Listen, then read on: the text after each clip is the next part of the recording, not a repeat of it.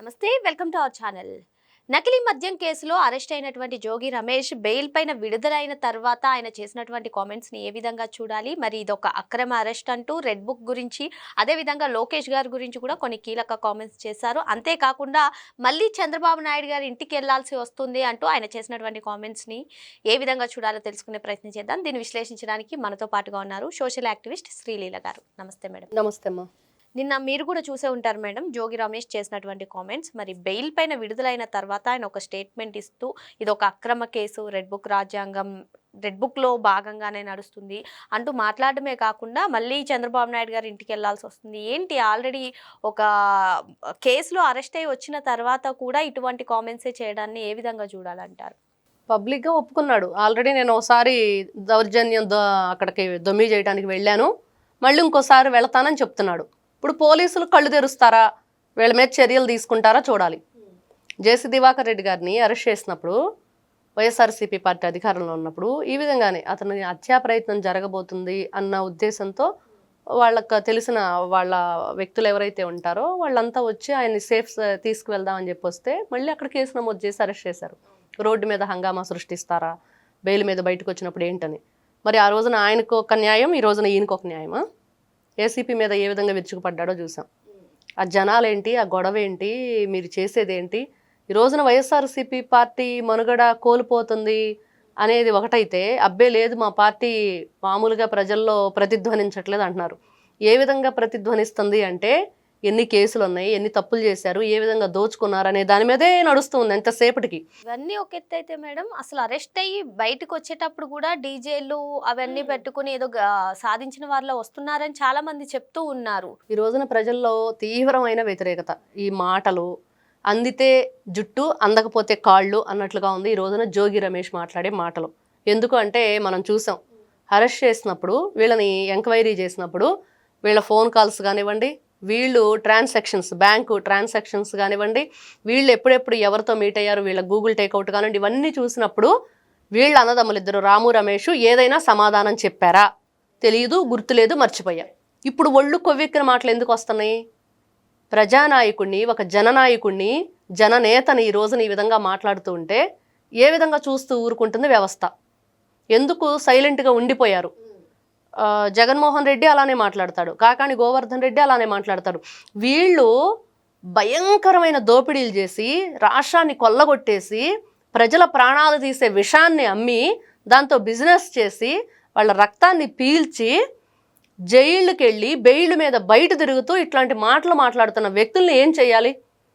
ఊరుకుండాలా? ఇలానే ఈ విధంగానే వాళ్ళని ఇష్టం, మీరు డీజిల్ వేసుకోండి, మీ ఇష్టం వచ్చినట్లుగా, ఇదిగో ఈ విధంగా 1000 వాలాలు 2000 వాలాలు పేల్చుకుంటూ వెళ్ళండి, అంగరంగ వైభవంగా పూలు జల్లుతూ. అసలు చూసాం కదా జోగి రమేష్ది, అంతకుముందు అనంతబాబుది చూసాం. ఒక మనిషిని నిర్దాక్షిణంగా చంపి ఇంటికి డోర్ డెలివరీ ఇచ్చిన వ్యక్తిని కూడా అలానే చేశారు. ఈ రోజున వీళ్ళ వీళ్ళు మాట్లాడే విధానం కానీ, వీళ్ళు చేస్తున్న ఈ చేష్టలు కానీ ఎలా ఉన్నాయంటే, మేము ఎప్పుడు కూడా ఇలానే ఉంటాం, మనం సినిమాల్లోనే చూసుంటాం ఇట్లాంటి. వాడు హత్య చేసి బెయిల్ మీద బయటకు వచ్చినప్పుడు ఊరేగింపుగా తీసుకొస్తా ఉంటారు రౌడీల్ని. ప్రజలు ఈ రోజున ఒకసారి ఆ సీన్ చూసుకొని పక్కన ఈ సీన్ పెట్టుకొని చూసుకుంటున్నారు. రెండింటికి పెద్దగా ఏం తేడా కనిపించట్లేదు, అది తెర మీద, ఇది రియల్గా చూస్తున్నాము అని చెప్పి. రియలు. మరి ఇట్లాంటి భయంకరమైన సిచ్యువేషన్ని మరి పోలీసులు ఎందుకు ఖండించట్లేదు? ఎందుకు ఈ రోజున అవకాశం ఉంది కేసు నమోదు చేసేది అంటున్నారు? అవకాశం ఏంటి అక్కడ క్లియర్గా కనిపిస్తుంటే? అంటే మళ్ళీ నారా చంద్రబాబు నాయుడు గారు, ఇప్పుడు ముఖ్యమంత్రిగా ఉన్న వ్యక్తి, ఇంటి మీదకి దొమ్మికి వెళ్తున్నానని బెయిల్ మీద బయటకు వచ్చిన క్షణాన్ని చెప్తున్నాడు. మరి ఏం చేస్తుంది వ్యవస్థ? నిద్రపోతున్నారా? ఈ రోజున ప్రజలందరూ ఒకటే అడుగుతున్నారు, మేము ఏదైనా ఒక చిన్న తప్పు చేస్తే మా మీద విరుచుకు పడతారు, లాఠీ చార్జీలు చేస్తారు, మమ్మల్ని ఇష్టానుసారంగా కొడతారు, కేసులు పెడతారు, అరెస్ట్ చేస్తారు. మరి ఇంత భయంకరమైన ఈ కల్తీ మద్యం తయారు చేసి ప్రజలను ఇబ్బందికి గురి చేసి, ఇష్టానుసారంగా డబ్బులు లూటీ చేసి, ప్రజల రక్తాన్ని పీల్చేసి, మరి ఈ రోజున మళ్ళీ బెయిల్ మీద బయటకు వచ్చిన తర్వాత ఈ విధంగా ప్రవర్తిస్తున్న తీరుని పోలీసు వ్యవస్థ ఎందుకు చూస్తూ ఊరుకుంటుంది? ఈ రోజున ప్రజలకు సమాధానం చెప్పాలి. మీరు ప్రజల దగ్గర నుంచి ట్యాక్సుల రూపంలో వాళ్ళు పే చేసే డబ్బులతో మీరు జీతాలు తీసుకుంటున్నారు.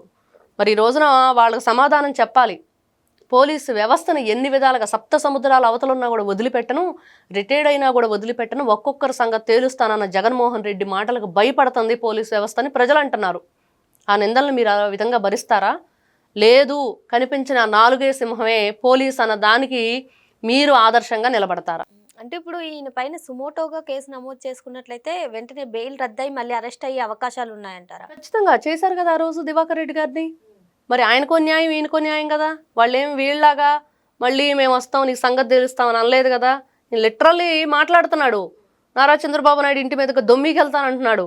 ఈ రోజున నారా చంద్రబాబు నాయుడు గారికి ప్రాణహాని ఉంది, ఆయన ఇంటి మీద దౌర్జన్యానికి వీళ్ళు వెళ్ళబోతున్నారు అనేది కేసు నమోదు చేయాలని ఈ రోజున అందరూ అడుగుతున్నారు. ఏం చేస్తారో వీళ్ళు, ఇంత అధికారంలో ఎవరున్నారు అసలు ఇప్పుడు అనేది మర్చిపోతున్నారు. కూటమి ప్రభుత్వం ఉందా, ఈ కూనీకోర్లు ఉన్నారని ప్రజలు అడుగుతున్నారు. ఏం చెప్పాలి? ఇన్ని వేల మంది ఆడపడుచులు తాళిబొట్లు తెంచడానికి కారకులయ్యి మీరు ఇంత రాష్ట్రాన్ని సర్వనాశనం చేసేసి 30 సంవత్సరాలు వెనక్కి తీసుకువెళ్ళి ఈ రోజున వాళ్ళు అనుకుంటున్నారు మా పార్టీ జెండా మా పేరు మర్చిపోలేకపోతుంది, ఇక్కడ అందరూ కూడా కూటమి ప్రభుత్వం మీద విసిగిపోయారు అని చెప్పేసి. కూటమి ప్రభుత్వం మీద విసిగిపోయింది దేనికోసం అంటే మిమ్మల్ని అరెస్ట్ చేయట్లేదు ఏందా అని ప్రజలు ఎదురు చూస్తున్నారు.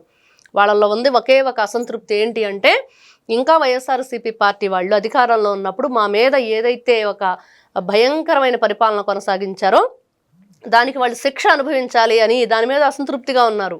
అది మర్చిపోయి ఈ రోజున వీళ్ళు అసంతృప్తి అంటే ప్రజల్లో ఒకే ఒక అసంతృప్తి వాళ్ళని అరెస్ట్ చేయట్లేదని. వీళ్ళ పేరు ఎందుకు తలుచుకోవాల్సి వస్తుంది? ఇదిగో వైఎస్ఆర్సీపీ పనిచేసింది, వైఎస్ఆర్సీపీ అధికారంలో ఉన్నప్పుడు అది చేశారు, ఇక్కడ ఇసుక మాఫియా నడిచింది, అక్కడ మద్యం మాఫియా నడిచింది, వైను దేన్ని వదిలిపెట్టలేదు. మీరమ్మ ఇలా అంటున్నారు, అవన్నీ కూడా కూటమి ప్రభుత్వం అధికారంలోనే జరిగాయని వైసీపీ నేతలు చెప్తున్నారు. మరి కోర్టులు ఎందుకు లొంగిపోమన్నాయి వచ్చి? నిజమే, వాళ్ళు అనుకున్న మాట అనుకున్నాం, కూటమి ప్రభుత్వం రెడ్ బుక్ ఇంకోటి అనుకుందాం. మరి ఇన్ని వేల పేజీల ఛార్జ్ షీట్లు ఎందుకు రాస్తున్నారు? ఇంత ఎంక్వైరీ ఎందుకు నడుస్తుంది? పోలీసులు మీ ఫోన్లోనే మీరు చేసిన ట్రాన్సాక్షన్స్ అడుగుతుంటే మీరు తెలియదు గుర్తులేదు మర్చిపోయాను ఎందుకు అంటున్నారు? దానికి కూడా వాళ్ళు సమాధానం చెప్పాలి. మీరు అంటున్నట్లుగానే కూటమి ప్రభుత్వమే మీ మీద తప్పుడు కేసులు నమోదు చేసింది అనుకున్నాం, మీరే తప్పు చేయలేదు అనుకున్నాం. మరి నిరూపించండి. పోలీసులకు ఎందుకు మీరు సమాధానం చెప్పలేకపోయారు అనేది పెద్ద క్వశ్చన్గా ఈ రోజున ఉంది వాళ్ళకి. అది ఆ క్వశ్చన్ ఎదుర్కోవాలి ఈ రోజున. వాళ్ళకు సవాల్ విసురుతున్నాను. జోగి రమేష్కి అంత సమవుజ్జి లేదు, నారా లోకేష్ గారి నీడను టచ్ చేసే ఇది కూడా లేదు, ఎక్కడా కూడా ఆయన సరితూగలేడు. ఆయన చేసిన గతంలో చేసిన వ్యాఖ్యలు చూసాము. అరెస్ట్ అయిన తర్వాత కుక్కిని పెయిన్లో పడి ఉన్నాడు.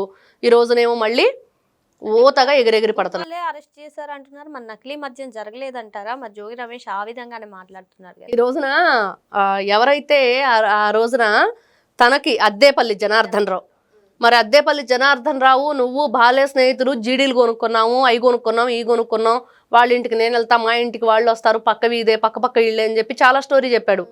అదేదో పెళ్లికో దేనికో వెళ్ళి పక్కన కూర్చొని చల్లగా ఐస్ క్రీమ్ కూడా తిన్నారు. అన్ని ఫోటోలు ఉన్నాయి. వీళ్ళు ఎన్ని డబ్బులు ట్రాన్సాక్షన్స్ చేశారో ఉన్నాయి అన్నదమ్ములు. నిన్ను పోలీసులు అరెస్ట్ చేయడానికి వచ్చినప్పుడు నీ బయోమెట్రిక్ లాక్ ఉన్న డోర్ ఓపెన్ చేయకుండా నువ్వెందుకు దొంగ పోలీసు ఆటాడావు ఇంట్లో కూర్చొని? పిల్లిలాగా నక్కి లోపల ఎందుకున్నావు? ధైర్యంగా బయటకు రావచ్చు కదా. నీ మనుషులందరిని పిలిపించుకొని, మీడియాని పిలిపించుకొని, నీ బ్లూ మీడియాని నువ్వెందుకు డ్రామా ప్లే చేసావు? వీళ్ళందరూ కూడా ఈ రోజున బెయిల్ వచ్చింది కదా మేము ఏదైనా మాట్లాడతాము, అక్కడ జనాలు వస్తారు కదా, వాళ్ళని కొంచెం సాటిస్ఫాక్షన్ చేయాలంటే ఏం చేయాలి? అరే బాబు నేను గొప్పగా చూసావు, బెయిల్ మీద బయటకు వచ్చానని ఈడు గొప్ప ఈడు చెప్పుకోవటం కోసం నారా లోకేష్, నారా చంద్రబాబు నాయుడు అని పేర్లు ఒక్కసారి అంటే వాళ్ళల్లో ఏదో చిన్న దీన్ని తీసుకొద్దామని తప్పించి అంత సీన్ లేదు వీళ్ళకి. కేవలం ఆ డ్రామాని ప్లే చేస్తున్నారు అక్కడ. ఆ చిన్న ఇదనమాట ఆ టెక్నిక్, అంత తప్పించి వేరేదేమీ లేదు. కేవలం గతంలో కూడా చూసాం, నారా చంద్రబాబు నాయుడు గారి పేరు తలిచి రాజశేఖర రెడ్డి ఏ విధంగా విర్రవీగాడో, ఆ తర్వాత రాజకీయ పరిణామాలు ఏ విధంగా జరిగినాయో, 2 తెలుగు రాష్ట్రాల్లో కూడా నారా చంద్రబాబు నాయుడు గారు అంటే ఏంటో ఈ రోజున మళ్ళీ తండ్రికి తగ్గ తనయుడి కంటే ఇంకా ఎక్కువగా గొప్పగా తన చరిత్రను తను తిరగరాస్తున్నాడు అనేది మనకు కనిపిస్తోంది. మరి అలాంటిది వీళ్ళు తప్పులు చేశారు, తప్పించుకోవడానికి ప్రయత్నం చేశారు, దొరికిపోయారు. ఈ రోజున మళ్ళీ బెయిల్ మీద బయటకు వచ్చి ఇలాంటి పిచ్చి మాటలు మాట్లాడితే ఖచ్చితంగా కేసు నమోదు చేయాలనేది ఈ రోజున ప్రజల నుంచి తీవ్రంగా వ్యతిరేకత. పోలీసులు గుర్తుపెట్టుకోవాలి, మిమ్మల్ని బట్టలోడ తీస్తానన్నారు, మిమ్మల్ని ఎన్ని విధాలుగా వాళ్ళు ఇబ్బందులు గురి చేశారు, ఎన్ని విధాలుగా పోలీసు వ్యవస్థని వాళ్ళు ఐఏఎస్ఎల్ని ఐపీఎస్ఎల్ని సస్పెన్షన్లో పెట్టేసి ఎన్ని రకాల కేసులు నమోదైనాయి పోలీసుల మీద. ఇంత ఇదిగా చేస్తున్నా కూడా ఎందుకు వీళ్ళు ఈ రోజున కేసు నమోదు చేయలేదు అనేది పెద్ద ఇదిగా ఉంది ప్రజల్లో. దాన్ని గుర్తుపెట్టుకుంటే ఒకసారి వీళ్ళు మళ్ళా ఇలాంటివి వీళ్ళు బెయిల్ మీద బయటకు వచ్చేటప్పుడే రూల్స్ పెట్టాలి, కండిషన్స్ పెట్టాలి, ఈ విధంగా వ్యాఖ్యలు చేయకూడదు, దేని గురించి మాట్లాడకూడదని ఆ రూల్స్ అన్నీ బ్రేక్ చేసేసారు. ఎక్కడా కూడా ఒక క్రమశిక్షణ కానీ చట్టం పట్ల గౌరవం కానీ ఈ రోజున దేని గురించి మాట్లాడుతున్నాడు, న్యాయస్థానాలు ఈ రోజున ఎందుకు మిమ్మల్ని వచ్చి లొంగిపోమ్మని ఆ రోజున ఆదేశాలు జారీ చేసినాయి అవన్నీ వదిలేసి లేదు మేము గొప్పవాళ్ళం మా మీద తప్పుడు కేసులు పెట్టారంటే ఎలా కుదురుద్ది. కాబట్టి శిక్ష అనుభవించాలి.